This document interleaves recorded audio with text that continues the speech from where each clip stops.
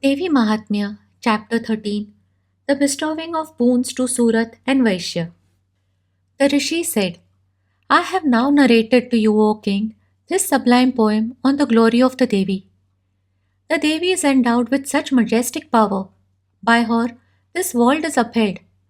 Knowledge is similarly conferred by her, the elusive power of Bhagwan Vishnu.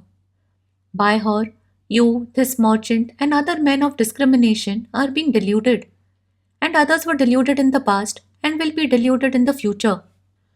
O great king, take refuge in her, the supreme Ishwari. She indeed, when worshipped, bestows on men enjoyment, heaven, and final release from transmigration.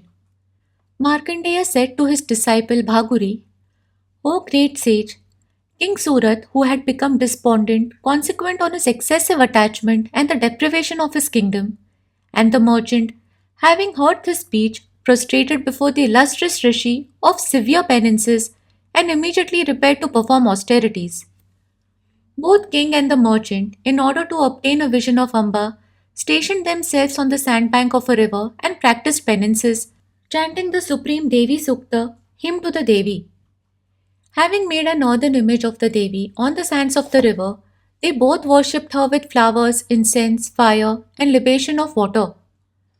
Now abstaining from food and now restraining in their food, with their minds on her and with concentration, they both offered sacrifices sprinkled with blood drawn from their own bodies.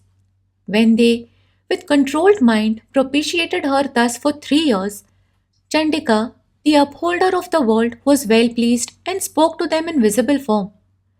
The Devi said, What you solicit, O king, and you, the delight of your family, receive all that from me. Well pleased, I bestow those to you both.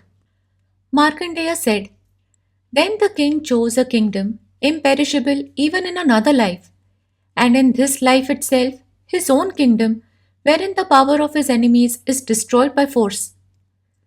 Then the wise merchant also, whose mind was full of dispassion for the world, chose that knowledge which removes the attachment in the form of mine and I.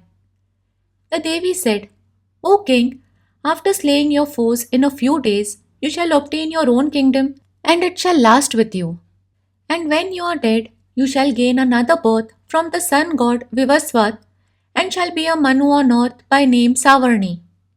And O, the best of merchants, I grant you the boon which you have desired of me. Supreme knowledge shall be yours for your self-realization. Markandeya said, Having thus granted them both the boon that they each desired, the Devi disappeared forthwith as they were extolling her with devotion. Having thus gained the boon from Devi, Surat, the foremost of Kshatriyas, shall obtain a new birth through Surya and shall be the 8th Manu named Savarni. Here ends the 13th chapter called The Bestowing of Boons to Surat and Vaishya of Devi Mahatmya in Markandeya Puran during the period of Savarni the Manu.